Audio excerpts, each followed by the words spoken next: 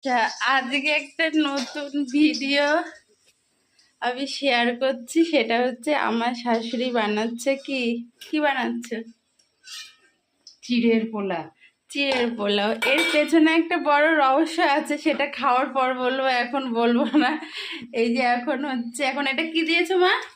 এটা ঘি দিয়েছি, ঘি দিয়ে কিশমিশটা ভেজে নিলাম, কিশমিশটা ভেজে তুলে ভেজে নিয়েছে। নিয়ে এবার গরম মশলা টসলা সব গোটা দিয়ে গরম মশলাটা দিয়েছে, তাই দিয়ে তো? এবার চিড়েগুলো দেবো। আচ্ছা, চিড়ে দিয়ে কি কিশমিশ করেছো?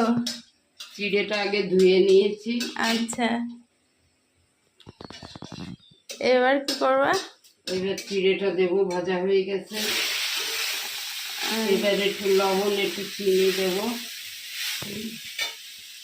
আচ্ছা একটু লবণ, একটু চিনি দিয়ে কাজু দেবো।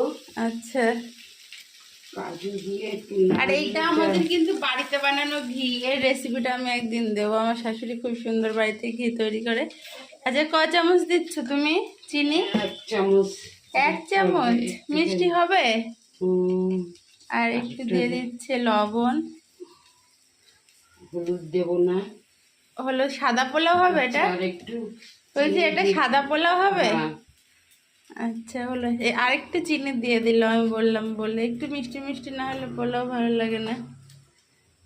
কাজুটা ভাজি ভাজি করলে না? কাজুটা ভাজা লাগবে না, কাজুটা এমনি চিড়েটা বেশি ভিজে দিতে হবে।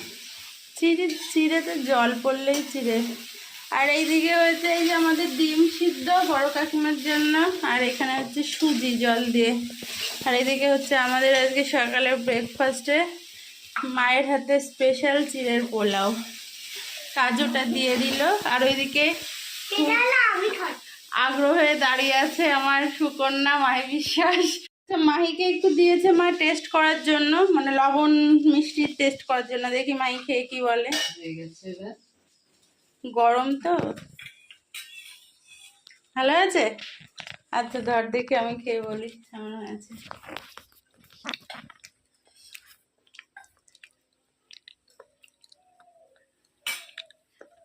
দারুণ হয়েছে, দারুণ দারুণ হয়েছে।